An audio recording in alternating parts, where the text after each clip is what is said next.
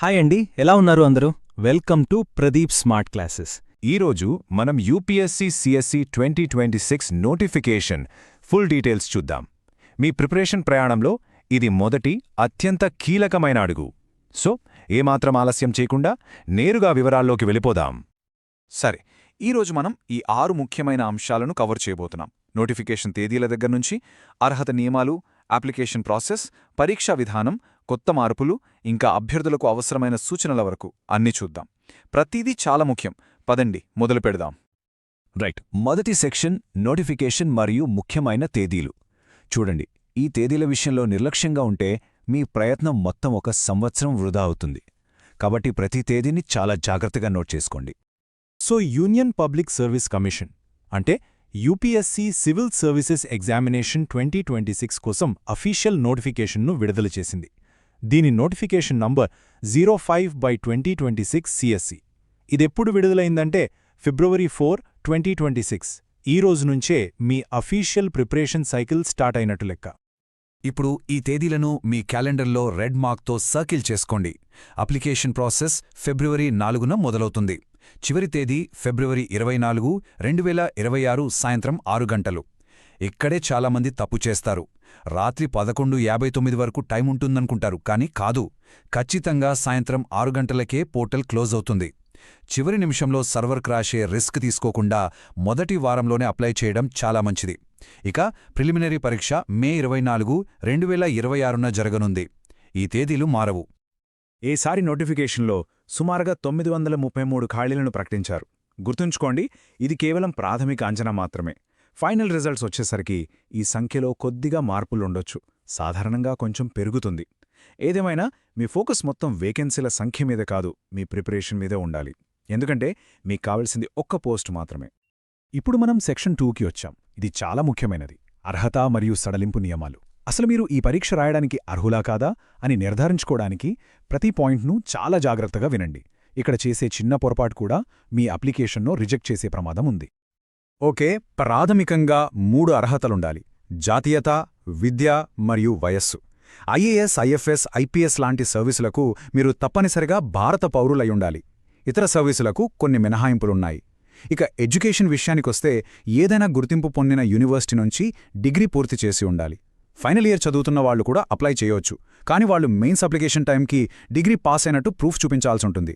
వయస్సు జనరల్ కేటగిరీకి 21 నుంచి 32 ఏళ్ల మధ్య ఉండాలి. వయస్సును ఎలా లెక్కిస్తారో చాలా స్పష్టంగా అర్థం చేసుకోండి. దీనికి కటాఫ్ తేదీ ఆగస్ట్ 1, 2026. ఆ తేదీ నాటికి మీకు 21 ఏళ్లు నిండి ఉండాలి. అలానే 32 ఏళ్లు దాటకూడదు. అంటే మీ పుట్టిన తేదీ ఆగస్టు 2, 1994 నుండి ఆగస్ట్ 1, 2005 మధ్యలో ఉండాలి. మళ్ళీ చెప్తున్నాను, ఆగస్టు 2, 1994కు ముందు పుట్టినా, ఆగస్టు 1, 2005 తర్వాత పుట్టినా మీరు అర్హులు కారు. మీ 10వ తరగతి సర్టిఫికెట్లో ఉన్న పుట్టిన తేదీనే ఫైనల్. ఇప్పుడు ఈ టేబుల్ని జాగ్రత్తగా చూడండి. జనరల్ లేదా ఈడబ్ల్యూఎస్ కేటగిరీ వాళ్లకు వయోపరిమితి 32 ఏళ్లు, మొత్తం 6 అటెంప్ట్స్ ఉంటాయి. ఓబీసీ అభ్యర్థులకు 3 ఏళ్ల సడలింపుంటుంది, అంటే 35 ఏళ్ల వరకు రాయొచ్చు. వీరికి 9 అటెంప్ట్స్ ఉంటాయి. అయితే వాళ్ళు నాన్ క్రీమీ లేయర్ సర్టిఫికెట్ తప్పనిసరిగా కలిగి ఉండాలి. ఎస్సీ, ఎస్టీ అభ్యర్థులకు 5 ఏళ్ల సడలింపుంటుంది, అంటే 37 ఏళ్ల వరకు, మరియు వీరికి అటెంప్ట్స్ మీద పరిమితి లేదు. ఇక దివ్యాంగులైన పీడబ్ల్యూబీడీ అభ్యర్థులకు వారి కేటగిరీని బట్టి 10 సంవత్సరాల వరకు సడలింపుంటుంది. మీ కేటగిరీ సర్టిఫికెట్లన్నీ కరెక్ట్ ఫార్మాట్లో సరైన తేదీలతో రెడీగా ఉన్నాయో లేదో ఇప్పుడే చెక్ చేసుకోండి. సరే, ఇప్పుడు 3వ విభాగానికి వెళ్దాం: అప్లికేషన్ ప్రాసెస్ మరియు ఫీజు. ఇది పూర్తిగా ప్రాక్టికల్ విషయం. అప్లికేషన్ నింపేటప్పుడు ఏమాత్రం అజాగ్రత్తగా ఉన్నా సమస్యలొస్తాయి. సో ప్రతి స్టెప్ను జాగ్రత్తగా ఫాలో అవ్వండి. దరఖాస్తు ప్రక్రియ ఇప్పుడు కొత్త పద్ధతిలో ఉంది. స్టెప్ 1: యూపీఎస్సీ వెబ్సైట్లో వన్ టైం రిజిస్ట్రేషన్ అంటే ఓటీఆర్ పూర్తి చేయాలి.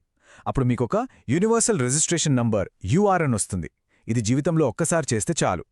స్టెప్ 2 మరియు 3: సిఎస్సి 2026 కోసం ఉన్న అప్లికేషన్ ఫామ్ నింపాలి. ఇందులో మీ ఆప్షనల్ సబ్జెక్ట్, ఎగ్జామ్ సెంటర్ లాంటివి సెలెక్ట్ చేసుకోవాలి. ఫైనల్గా స్టెప్ 4: ఫీజు చెల్లించాలి. ఈ ఓటీఆర్ యూఆర్ఎన్ సిస్టమ్ కొత్తది కాబట్టి మొదటిసారి చేసేవాళ్లు చాలా జాగ్రత్తగా, నిదానంగా చేయండి. పరీక్షా ఫీజు చాలా తక్కువ. ప్రిలిమినరీ పరీక్షకు కేవలం 100 రూపాయలు. మీరు ప్రిలిమ్స్ క్వాలిఫై అయితే మెయిన్స్ పరీక్షకు 200 రూపాయలు చెల్లించాలి. అయితే మహిళా అభ్యర్థులకు, ఎస్సీ, ఎస్టీ మరియు పీడబ్ల్యూడీ కేటగిరీలకు చెందిన అభ్యర్థులకు ఫీజు నుంచి పూర్తి మినహాయింపు ఉంది. వాళ్ళు ఎలాంటి ఫీజు చెల్లించాల్సిన అవసరం లేదు. ఈ పాయింట్ను చాలా సీరియస్గా తీసుకోండి. నోటిఫికేషన్లో ఇది చాలా స్పష్టంగా ఉంది. ఒకసారి మీరు అప్లికేషన్ సబ్మిట్ చేశారంటే దాన్ని విత్డ్రా చేసుకోలేరు. అంతకన్నా ముఖ్యంగా అందులో ఎలాంటి మార్పులు చేర్పులు చేయడానికి అస్సలు అవకాశముండదు. ఎందుకంటే యూపీఎస్సీ ప్రతి ఏటా కొన్ని లక్షల అప్లికేషన్లు డీల్ చేస్తుంది. అంత పెద్ద స్కేల్లో కరెక్షన్లకు అవకాశమిస్తే మొత్తం ప్రక్రియ దెబ్బతింటుంది. అందుకే సబ్మిట్ బటన్ నొక్కే ముందు ప్రతి డీటెయిల్ను 2-3 సార్లు చెక్ చేసుకోండి. ఇక నెక్స్ట్ సెక్షన్ పరీక్షా విధానం మరియు సిలబస్. ఇది మీ ప్రిపరేషన్కు బ్లూప్రింట్ లాంటిది. మీరు దేనికోసం ప్రిపేర్ అవుతున్నారో దాని స్ట్రక్చర్ ఏంటో ఇక్కడ మీకు పూర్తిగా అర్థమవుతుంది. ప్రిలిమ్స్, మెయిన్స్ రెండింటి నిర్మాణం చూద్దాం. సివిల్ సర్వీసెస్ పరీక్షలో ప్రధానంగా 2 దశలుంటాయి.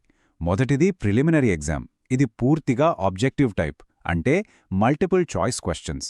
ఇది కేవలం ఒక ఫిల్టరింగ్ టెస్ట్. లక్షల మందిలో నుంచి కొన్ని వేల మందిని మెయిన్స్కు పంపించడానికి మాత్రమే. ప్రిలిమ్స్ మార్కులు ఫైనల్ ర్యాంకుకు కలపరు. ఇక రెండవది మెయిన్ ఎగ్జామ్. ఇది రాత పరీక్ష, తర్వాత ఇంటర్వ్యూ ఉంటుంది. మీ ఫైనల్ ర్యాంక్ అనేది మెయిన్స్ మరియు ఇంటర్వ్యూ మార్కులపైనే ఆధారపడి ఉంటుంది. ప్రిలిమ్స్లో 2 పేపర్లుంటాయి. రెండింటికి నెగటివ్ మార్కింగ్ ఉంటుంది. ప్రతి తప్పు సమాధానానికి 1/3 మార్కులు కటవుతాయి. Paper 1 general studies. ఇది 200 మార్కులకుంటుంది. ప్రిలిమ్స్ కట్ ఆఫ్ అనేది ఈ పేపర్లో మీకొచ్చిన మార్కుల ఆధారంగానే డిసైడ్ అవుతుంది. ఇక పేపర్ 2 సీశాట్. ఇది కూడా 200 మార్కులకే, కానీ ఇది కేవలం క్వాలిఫైయింగ్ పేపర్. ఇందులో మీరు కనీసం 33% మార్కులు, అంటే 67 మార్కులు తెచ్చుకుంటే చాలు. దీని మార్కులు మెరిట్ కోసం కలపరు. కానీ ఒకవేళ మీరు సీశాట్లో ఫెయిల్ అయితే మీ జీఎస్ పేపర్ 1ను అసలు కరెక్షన్ కూడా చేయరు. ఇది చాలా చాలా ముఖ్యం. మెయిన్స్ పరీక్ష చాలా పెద్దది. ఇందులో ముందుగా 2 క్వాలిఫైయింగ్ పేపర్లుంటాయి. ఒకటి ఇంగ్లీష్, ఇంకొకటి ఏదైనా భారతీయ భాష. వీటి మార్కులు ర్యాంకు కలపరు, కానీ పాస్ అవడం తప్పనిసరి. ఇక ర్యాంక్ కోసం లెక్కించేవి మొత్తం 7 పేపర్లు. ఒక ఎస్సే పేపర్, 4 జనరల్ స్టడీస్ పేపర్లు మరియు మీరెంచుకున్న ఆప్షనల్ సబ్జెక్టుపై 2 పేపర్లు. ప్రతి పేపర్కు 250 మార్కులు. సో రాత పరీక్ష మొత్తం 1750 మార్కులకు. ఆ తర్వాత జరిగే పర్సనాలిటీ టెస్ట్, అంటే ఇంటర్వ్యూకు 275 మార్కులు. ఫైనల్ ర్యాంకింగ్ కోసం గ్రాండ్ టోటల్ 2025 మార్కులను పరిగణిస్తారు. సరే, ఇప్పుడు 5వ విభాగానికి వద్దాం. ఈ ఏడాది నోటిఫికేషన్లో కొన్ని కొత్త మార్పులు తీసుకొచ్చారు. వీటి గురించి తెలుసుకోవడం ముఖ్యం. అలాగే అభ్యర్థులు తరచుగా అడిగే కొన్ని ప్రశ్నలకు సమాధానాలు కూడా చూద్దాం. పరీక్షలో పారదర్శకతను పెంచడానికి ఈసారి 2 కొత్త రూల్స్ పెట్టారు. మొదటిది లైవ్ ఫోటో క్యాప్చర్. మీరు మీ ఫోటోను అప్లోడ్ చేయడంతో పాటు అప్లికేషన్ నింపేటప్పుడు వెబ్కామ్ ద్వారా అప్పటికప్పుడు ఒక లైవ్ ఫోటో కూడా తీయాలి. రెండవది ఫేస్ అథెంటికేషన్. పరీక్ష హాల్ లోపలికి వెళ్లే ముందు మీ ముఖాన్ని స్కాన్ చేసి వెరిఫై చేస్తారు. మీ బదులు వేరే వాళ్ళు పరీక్ష రాయకుండా నిరోధించడానికి ఈ ఏర్పాటు. సో మీ ఫోటోలు క్లియర్గా ఉండేనా చూసుకోండి. ప్రభుత్వ సేతు పోర్టల్ అనేది ఒక మంచి ఇనిషియేటివ్. ఫైనల్ ఇంటర్వ్యూ వరకు వెళ్లి చివరికి సెలెక్ట్ కాని అభ్యర్థుల వివరాలను వాళ్ళ పర్మిషన్తో ఇతర ప్రభుత్వ, ప్రైవేట్ కంపెనీలతో పంచుకుంటారు. దీనివల్ల వాళ్లకు వేరే ఉద్యోగావకాశాలు దొరకవచ్చు. అప్లికేషన్ నింపేటప్పుడు దీనికి ఒప్పుకోవాలా వద్దా అనేది పూర్తిగా మీ చాయిస్. దీనివల్ల మీ యూపీఎస్సీ ఫలితంపై ఎలాంటి ప్రభావం ఉండదు. ఇది చాలామంది అడిగే చాలా కామన్ క్వశ్చన్. నేను పొరపాటున నా కేటగిరీని అన్రిజర్వ్డ్ అని పెట్టాను, అప్లికేషన్ సబ్మిట్ చేసేశాను. ఇప్పుడు దాన్ని రిజర్వ్డ్ కేటగిరీకి మార్చుకోవచ్చా? ఈ ప్రశ్నకు సమాధానమేంటో చూద్దాం. సమాధానం ఒక్కటే, ఖచ్చితంగా లేదు. మీరు ఒక్కసారి అప్లికేషన్ సబ్మిట్ చేశాక మీ కేటగిరీని అన్రిజర్వ్ నుంచి రిజర్వ్డ్ కేటగిరీకి మార్చడానికి అస్సలు కుదరదు. రిజర్వ్ నుంచి అన్రిజర్వ్డ్కు మారడానికి కొన్ని సందర్భాల్లో ఒప్పుకోవచ్చు, కానీ అన్రిజర్వ్ నుంచి రిజర్వ్డ్కు మార్పు అసాధ్యం. అందుకే మీ కేటగిరీ, దానికి సంబంధించిన సర్టిఫికెట్ల విషయంలో చాలా చాలా జాగ్రత్తగా ఉండండి. ఓకే, ఇక మనం చివరి విభాగానికొచ్చాం. నోటిఫికేషన్ ఆధారంగా అభ్యర్థులకు కొన్ని చాలా ముఖ్యమైన సూచనలు. ఇవి మీరు అప్లికేషన్ టైంలో గానీ పరీక్ష రోజున గానీ ఎలాంటి ఇబ్బంది పడకుండా ఉండటానికి హెల్ప్ చేస్తాయి. కొన్ని విషయాలు గుర్తుపెట్టుకోండి. వీలైనంత త్వరగా అప్లై చేయండి. ఎందుకంటే ఎగ్జామ్ సెంటర్లు first apply first alert basis మీద ఇస్తారు. మీకు కావాల్సిన సెంటర్ కొన్ని రోజుల్లోనే ఫుల్ అయిపోవచ్చు. మీరు ఓటీఆర్ ప్రొఫైల్లో ఏ ఫోటో ఐడి వాడారో అదే ఐడి కార్డును పరీక్షా హాల్కు తీసుకెళ్లాలి. మీ ఓబీసీ, ఈడబ్ల్యూఎస్ సర్టిఫికెట్లు నోటిఫికేషన్లో చెప్పిన డేట్స్ మధ్య జారీ చేసినవై ఉండాలి. పాతవి పనిచేయవు. మొబైల్ ఫోన్లు, స్మార్ట్ వాచీలు లాంటివి లోపలికి అస్సలు అనుమతించరు. వెరిఫికేషన్ కోసం పరీక్ష టైంకి కనీసం 30 నిమిషాల ముందే సెంటర్కి చేరుకోండి. సరే, ఇప్పటి వరకు మనం డిస్కస్ చేసిన అన్ని ముఖ్యమైన పాయింట్స్ను ఒకసారి ఫాస్ట్గా రివైజ్ చేద్దాం. ఇది ఒక ఫైనల్ చెక్లిస్ట్ లాంటిది. ఈ రీక్యాప్ మీకు కీ పాయింట్స్ అన్నీ గుర్తుంచుకోవడానికి హెల్ప్ చేస్తుంది. ముఖ్యమైన తేదీలు మళ్ళీ ఒకసారి. అప్లికేషన్ స్టార్ట్ అయ్యేది ఫిబ్రవరి 4. అప్లికేషన్ ముగిసేది ఫిబ్రవరి 24 సాయంత్రం 6 గంటలకు. ఈ టైం చాలా ముఖ్యం. ఇక ప్రిలిమ్స్ పరీక్ష మే 24. ఈ తేదీలు మీ మైండ్లో ఫిక్స్ అయిపోవాలి. వయస్సు మరియు అటెంప్ట్స్ క్విక్గా చూద్దాం. జనరల్/AWS maximum age 32, 6 attempts. OBC maximum age 35, 9 attempts. SC/ST maximum age 37, unlimited attempts.